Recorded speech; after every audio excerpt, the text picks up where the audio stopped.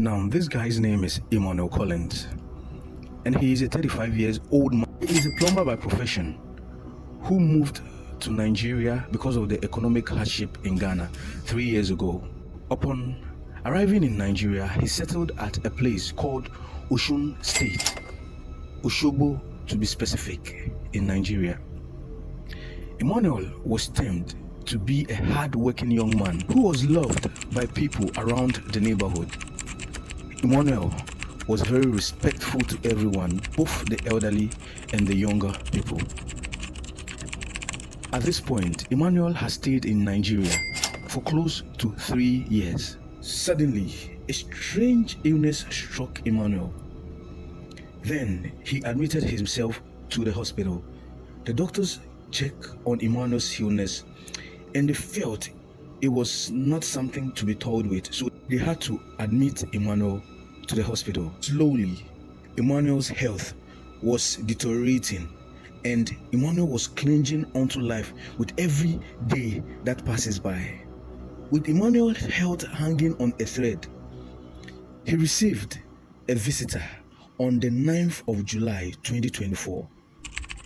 This visitor's name is Ghanaian, a 54 years old man who is a farmer and a traditional herbalist.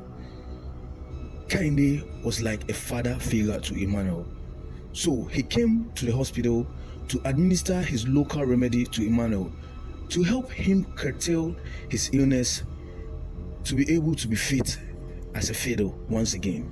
After Kehinde visited Emmanuel, he left the hospital thinking after administering his medicine onto Emmanuel, Emmanuel would get better. 3 days passed by after Kehinde had visited Emmanuel. To the shock and horror of the nurse who was on duty that day, the nurse found Emmanuel lifeless body in the hospital with parts of his throat and his body cut out. She quickly reported to the doctor, who then immediately informed the police about the gruesome state of Emmanuel at that moment. The police then started their investigation. A date was quickly set for Emmanuel's burial. Remember, I said Emmanuel was a foreigner living in Nigeria, and he was loved by most of the people, both the young and the elderly ones in the neighborhood. So they all joined forces together and made Emmanuel's funeral a memorable one. The day of the burial ceremony was up. People dressed in all black and all red to mourn Emmanuel. Kehinde, who visited Emmanuel at the hospital, who administered some local remedy on Emmanuel because he was a farmer and also a local herbalist, was also present at the funeral.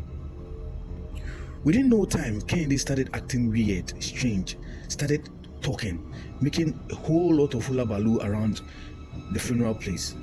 It made so much noise that he drew the attention of people at the funeral ground. Some people for long had suspected Kehinde of the demise of Emmanuel, but there was no evidence backing this suspicion. The police was quickly invited to come witness Kehinde's behavior and the way he was acting weird. Something strange shocked Kehinde like a lightning. Then Kehinde started confessing to the murder of Emmanuel.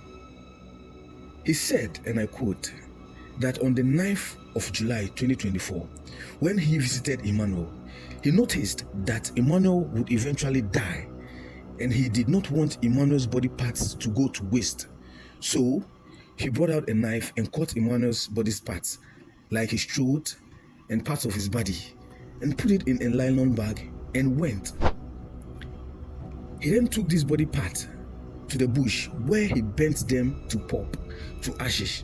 Then he mixed this body part with some herbs in order to produce a soap.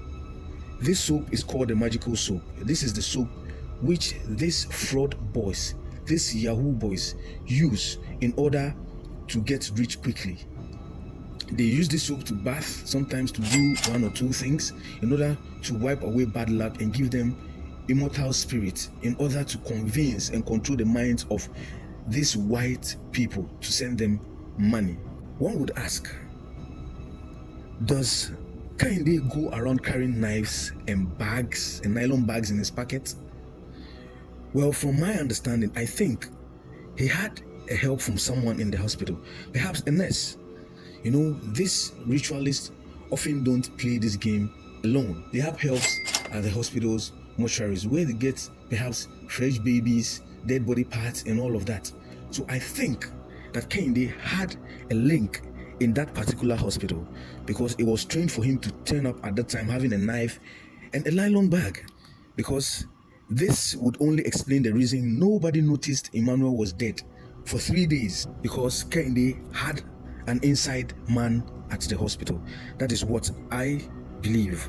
After Kehinde's confession, the police marched him to search his house, where they found local charms, small wooden coffin, 2 local sponge, 5 knives with bloodstains on them, and other local made soaps and some other nasty stuffs. Kehinde claims he carried out the killing and mutilation of Emmanuel on his own without any help from anyone. He also claimed Emmanuel was too weak and that he could neither fight nor scream, which made his killing very easy.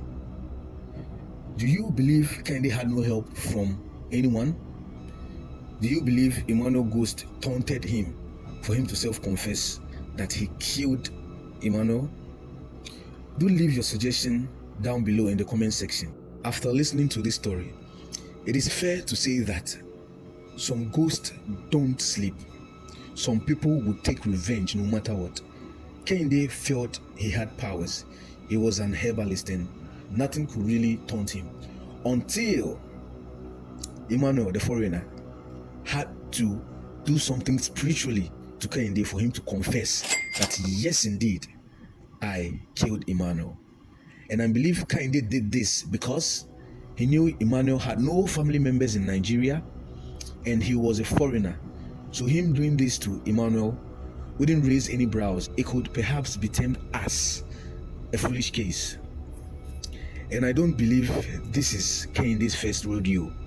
I believe he has been in this business for a longer period of time, because when the police raided his home, they saw soaps that he had already done, meaning he used somebody else's body parts to do this. We all need to be careful out there. Do not trust anybody. I keep repeating this on my channel, that do not trust anybody. Thank you for lending me your ears. Stick to this station, stick to this channel for more interesting stories such as this.